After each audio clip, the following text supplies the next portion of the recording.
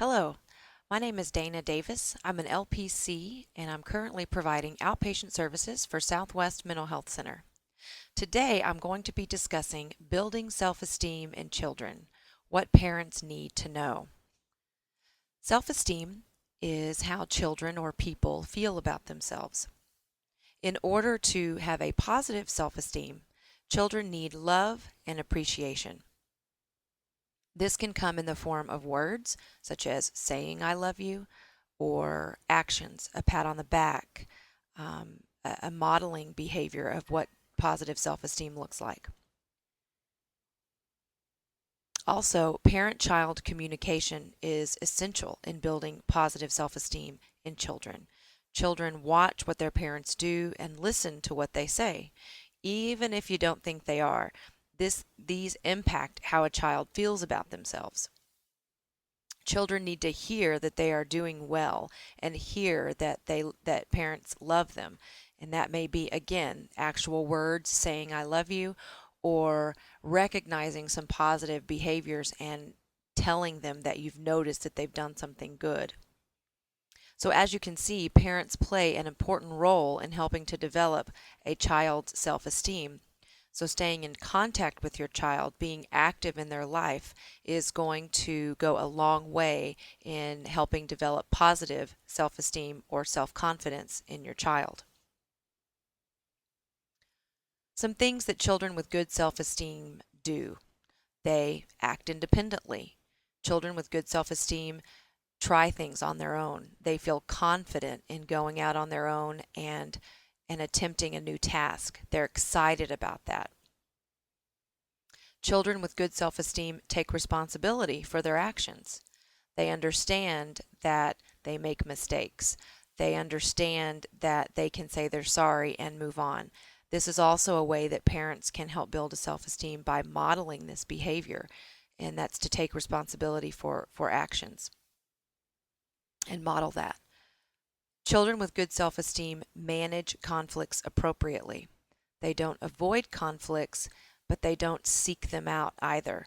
If something happens, if they upset someone or they're upset with someone, they know how to manage that. And the way they know how to manage that is parents modeling this behavior.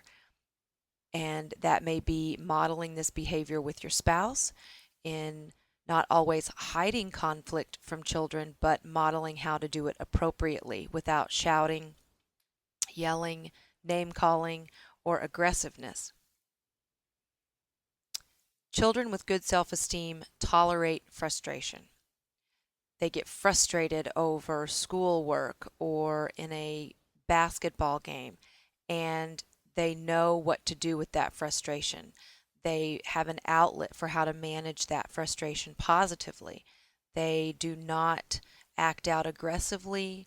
They do not yell or do the exact opposite, which might be to withdraw completely from a task. They manage that frustration by either talking it out, voicing it to someone, and that kind of goes back to managing the conflicts appropriately. Children with good self-esteem can handle peer pressure. This means that they are okay with who they are, and they understand that sometimes friends will ask them to do things that are not appropriate or not okay, and they know how to say no and to decline this in a way that does not alienate their peers. Again, this is taught primarily through the parents, but also it can be taught through the school system and kind of active learning. And active learning means it happens on a daily basis.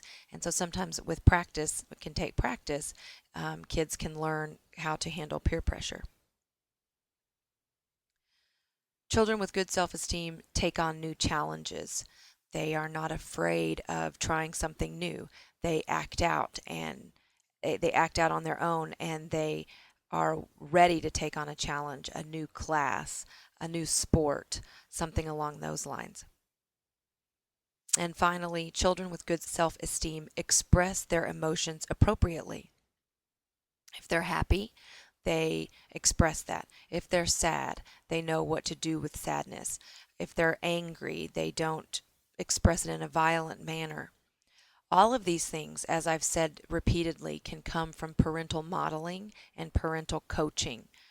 It's not necessarily telling the child how to handle the situation, but modeling the behavior so they see you doing it in an appropriate manner and they learn how to do it. If you see your child moving in a direction and not tolerating some of these things so well, then you can guide them to do the right thing and help them build their self-esteem. Some of the ways that parents can do these things is to use positive statements. Positive statements such as, "Good job," or "I like the way you did that," or "I noticed that you cleaned your room today without me having to ask." These statements go a long way in developing a positive self-esteem. Unfortunately, parents and teachers and other adults in children's lives can get caught up in what they're not doing right, or the things that they need to improve upon. And noticing the things that they do well can go a long way. Also, the nonverbal language that parents use, a wink, a nod, a pat on the back, or a smile, that you show them that you're attending to what they're doing, that you noticed that they did something well. Be generous with praise. Again, I go back to how we can really get focused on the negative sides of what children do. But if parents can get into the habit of looking for situations in which to use praise and positive statements. These are things, again, that can build the self-esteem and letting children know that you're recognizing that they are doing positives. Parents can teach positive self-statements. Positive self-statements, you redirect basically inaccurate or negative beliefs and you help teach positive thinking. For instance, your child says something like, "I'll never be able to read." You can redirect that and spin that and make it a positive, and you can say, yes, maybe sometimes reading is frustrating for you, but you can learn how to read. You spin that so that they understand that while you can acknowledge that it's difficult, but that with time and with patience and with practice, they can get better. Parents can teach decision making and problem solving. By letting your children make their own decisions and take responsibility for actions, you are guiding them to build a positive self-esteem. By not solving the problem for them or managing it for them or making a point of telling them how they are not handling it in an appropriate manner, you actually allow them to be responsible and grown up. Now, they might make a mistake and it may not go the way they wanted it to go or how you wanted it to go. But by allowing them to make these decisions on their own, they are understanding that they can do things without parents or adults telling them how to do it or instructing them how to manage the behaviors. Actually, by solving the problem for the child or telling them how to solve it, parents inadvertently can decrease self-esteem because then the children believe that they can't do anything without the parent. Parents can use constructive criticism. There, of course, will be times when you will have to redirect your child. There will be times when they do make poor decisions. But instead of using blame and ridicule, you can help guide and support them through those poor decisions. And finally, as I've said throughout this presentation, parents can be an example. Show your children that you can laugh at yourself if you make a mistake. If you spill the milk, you can laugh at yourself and not make a big deal about those kinds of things. If by some chance you overreact to a situation and later you're thinking about that and you wish you had handled a situation in a certain way, you can go back and talk to your child about that. Let them know that after thinking about it, you wished you had handled it in a different way. Maybe they witnessed you handle something that you wish you had done differently. It's okay to let them know that. What a great example for kids to see adults going back and telling them, you know what, I kind of messed up. Also, you can change direction midstream if you find yourself doing some of, blaming or ridiculing your child, or not redirecting inaccurate or negative beliefs, or managing a situation poorly. You can always change midstream and say to your child, you know what? I'm really not handling this like I want to. Give me a minute to regroup and we'll come back to this.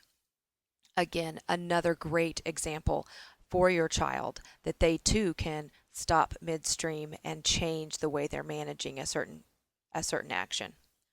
To conclude this presentation, I'm going to go through a list of self-esteem stealers and self-esteem builders.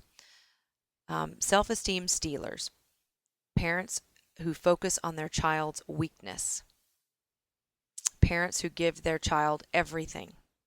What this means is that sometimes we have to deny our children things, either due to a consequence or for any other reason. If you constantly are giving in to your child thinking that they need these things, that can actually decrease their self-esteem. Another self-esteem stealer are parents who are afraid to set limits. Children actually crave and need structure and limits so that they know the expectations of the parents, of the school. So being afraid to set limits can actually decrease a child's self-esteem.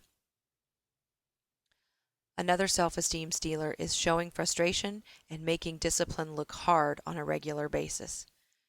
Parents are human, and sometimes things will be hard and frustrating. However, if on a regular basis you make discipline look very hard and you constantly show frustration, that is an example that you are setting for your child, and that can ultimately lead to poor self-esteem. Getting sucked into power struggles on a regular basis. If you're constantly in a power struggle with your child, then it could be that in your household it is unclear as to who is really in charge. So find ways to not get into those power struggles, and that can increase your child's self-esteem if you are the boss and you do hand out the limits and the consequences as needed. If you rescue your child frequently, if your child is consistently forgetting their homework or consistently forgetting their lunch, and you are always rushing to rescue them from these issues, that can decrease their self-esteem. And finally, if you use lots of lectures and repeated warnings without a consequence, that too is a self-esteem stealer. Now, we'll end on the positive note, which is self-esteem builders.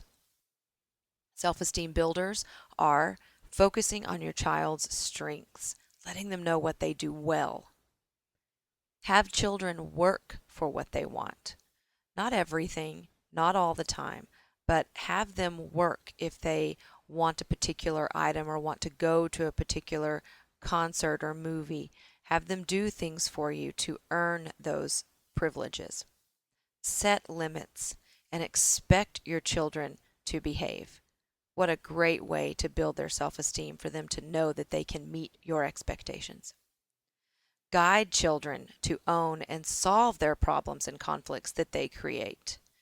They get into an argument with their friend, guide and support them through how to solve that. Don't just tell them what they need to do. And finally, avoid lectures and repeated warnings. Children stop listening once you start lecturing, and repeated warnings only show that you're really not going to be following through on that warning. So avoid those, set those limits, focus on the positives, and guide your children to take responsibility for their actions, and guide them to solve their problems and conflicts that they create. And you will help your child to create a positive self-esteem, which can only help them in their future. And this concludes our lesson or our presentation on self-esteem building, what parents can do. Thank you very much for your time.